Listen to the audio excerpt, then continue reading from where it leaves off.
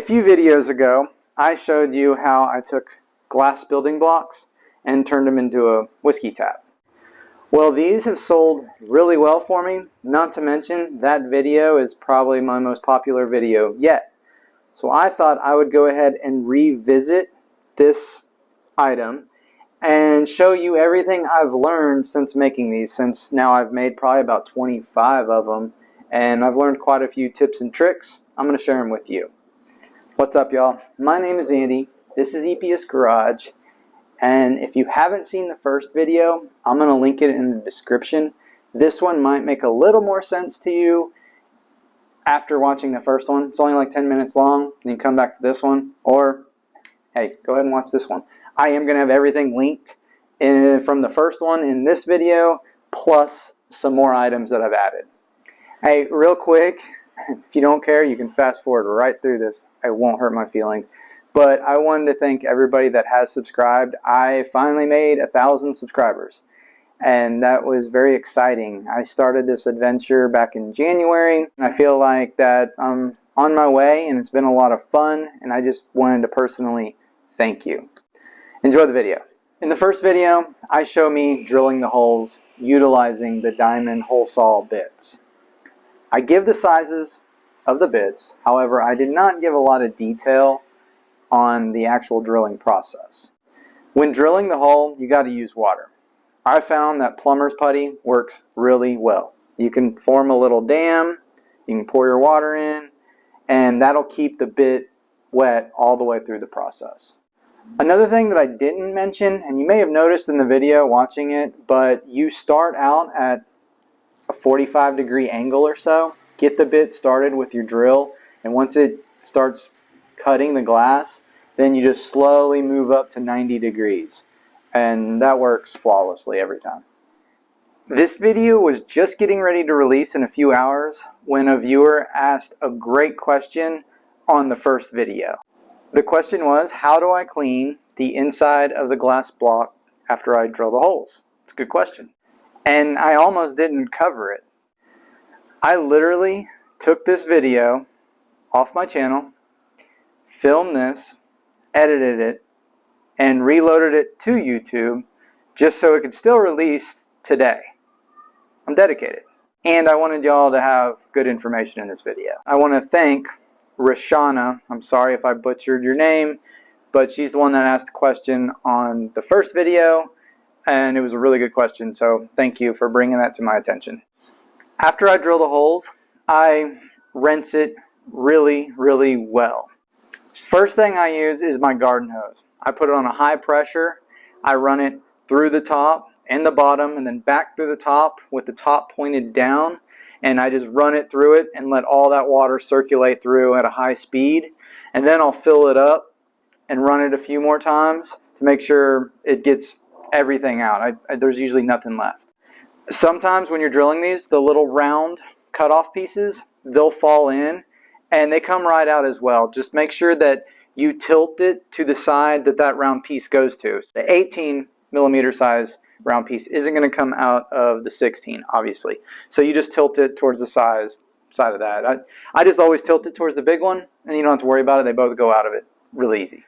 After the garden hose rinse, I take it inside and I give it a thorough rinse in my kitchen sink, and that's usually the final rinse. That's really it. When I give these out to customers, I made a pamphlet that tells about it, kind of how I made, what it's made out of, and at the bottom of it, I give instructions that it's all hand wash only, and I also highly suggest that there's an initial rinse and wash before it's used. And a lot of that has to do with germs. You know, when these are out at the market, a lot of kids like to put their hands all over the nozzles and stuff. I try to keep them from touching it, but not always successful. That's really the main reason for that. After I'm totally done with it, I give the glass a good look up against the sun to make sure I don't see anything in there. And so far, I haven't had any issues. Rashana, I really hope that answers your question. Thanks again. After I made the first tap, I did some tests. I found that when the tap is filled with liquid and the stopper is in place and you go to pour yourself a drink, which I used water for the test, it didn't come out. No airflow, right? What I did to remedy this is I went ahead and I drilled an 1/8" hole right next to the stopper hole, and that acts as like a breather hole.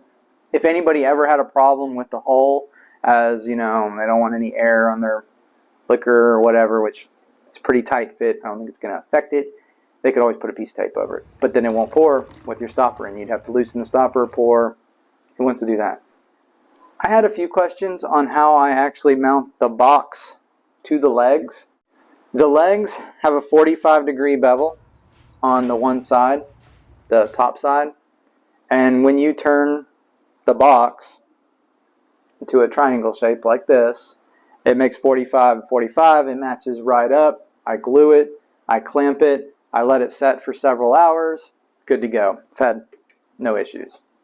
Okay, so siliconing the spout to the glass.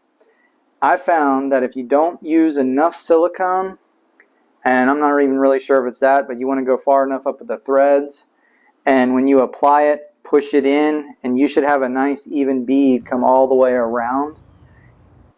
I've had a few that still, even after they cured and dried, the spout started to turn on me. I don't know if this helps, but I add some texture to the spout on the back side using my Dremel. I cut 2 or 3 grooves around it in hopes that that'll give a little bit more bite for the silicone when it cures. Now I will say, for the spouts that ended up spinning, which my first one did, my personal one, they didn't leak. So I think it was a tight enough seal where the spout spun, but the silicone still had a tight seal around it. But I don't know how long that would last, and I would rather not happen, you know, when I mail this off to a customer or anything. So I do a series of tests to make sure that's not the case before I ship these out. Speaking of tests, every one of these glass blocks that I make, I do a series of quality checks.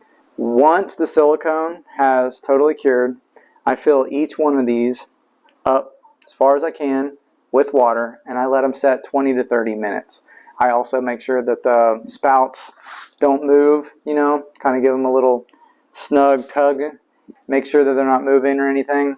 The last thing you want to do is send this off to a customer or give it to a customer, and then it gets there and it's leaking their favorite whiskey all over the countertop or wherever they have it. So you might ask, Andy, you've made 25 of these and sold them. Which ones have sold the best? Well, I'm going to tell you. So far, the flame-kissed and the ones with the copper spouts and copper stopper, which I didn't link in my first video, they will be linked in this one, have bar none sold the best. They sell first on Etsy, they sell first at my markets. And you might ask, flame kiss, what's that? Anyways, I may have showed it in my first video, but it's basically where I take a torch, I go along it, bring out the grain, and then I put a clear coat on it. And it really does come out pretty cool looking. Like I said, it's the fave. I also added one other option, which I don't really say on my Etsy yet. I might do it, but out at my markets and stuff, I've been adding either initials or names to the base with my hand wood burner, and I don't even charge anything extra if they order a custom one. I just go ahead and do it. It doesn't really take any time. I hope this video may answer some questions that were asked to me in the previous video.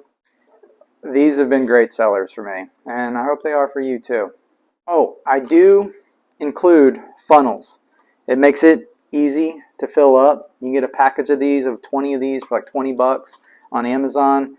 I just added it into the price, and I include this whenever somebody purchases one, whether it be on Etsy or at the market. I give them a funnel with it. That way they don't have to worry about it. I'll link the funnels down below. This is one of the things I don't think I linked in the first one. That's it. Thanks for watching. Really appreciate it. I hope y'all enjoyed it.